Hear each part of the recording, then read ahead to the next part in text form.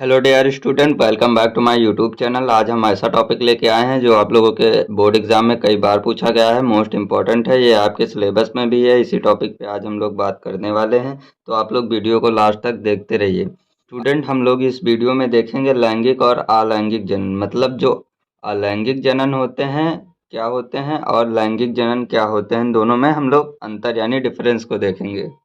सबसे पहले हम लोग एक एक करके देखेंगे। सबसे पहले हम एक अंतर देखेंगे अलैंगिक जनन का, फिर देखेंगे लैंगिक जनन का। तो सबसे पहले अलैंगिक जनन का देख लेते हैं।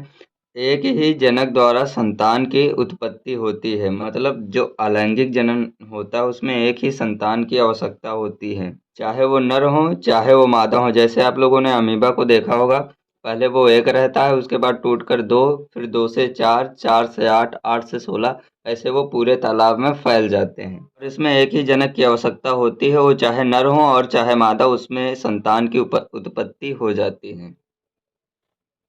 और इसमें देख लीजिए, इसका लैंगिक जनन में इसमें प्रायः दो जनकों की आवश्यकता होती है।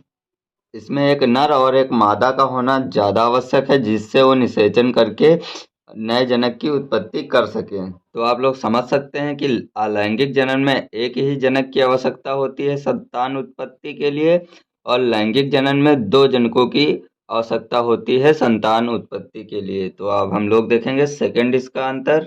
युग्मकों की आवश्यकता नहीं होती, मतलब देखिए यहाँ पे नर और मादा के युग्मकों की आवश्यकता नहीं होती, अतः सभी विभाजन समसूत्री विभाजन होते हैं। अगर इसमें दो जनक होते तो इसमें अर्धसूत्री विभाजन होता है। इसमें एक ही जनक है इसलिए समसूत्री विभाजक है। आप लोग अभी इधर पढ़ेंगे वो।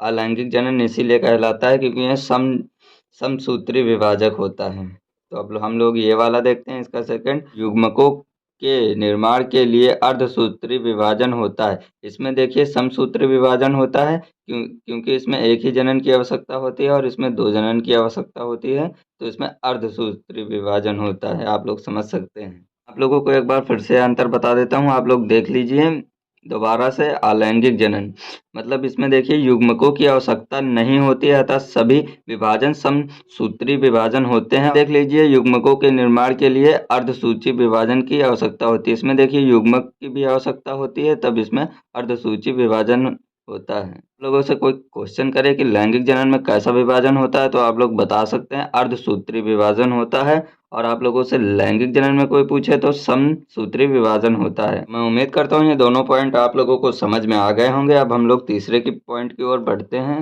तो आप लोग यहाँ पे तीसरा पॉइंट देख सकते हैं। आप लोग तीसरा पॉइंट देखिए, इसमें निषेचन नहीं होता है। इसमें निषेचन इसलिए नहीं होता है क्योंकि इसमें अलैंगिक जनन में एक ही जनक की आवश्यकता होती है, इसलिए इसमें निषेचन नहीं होता है। ये समसूत्री विभाजन में आते हैं। और इसका तीसरा पॉइंट क्या है, इसमें निषेचन होता है क्योंकि इसमें देखिए आप लोग जानते हैं कि लैंगिक जनन में दो जनकों की आवश्यकता होती है, इसलिए इसमें निषेचन होता है। क्योंकि देखिए एक जनक होगा तो उसमें निषेचन की क्रिया नहीं हो सकती है, और दो जनन होंगे तो उसमें निषेचन की क्रिया होना आवश्यक होता है, तभी उसमें नए जनकों की उत्पत्ति होती है। तो आप लोगों को तीसरा पॉइंट समझ में आ गया होगा। अब हम लोग चौथा पॉइंट देख लेते हैं, ये लास्ट अंतर है।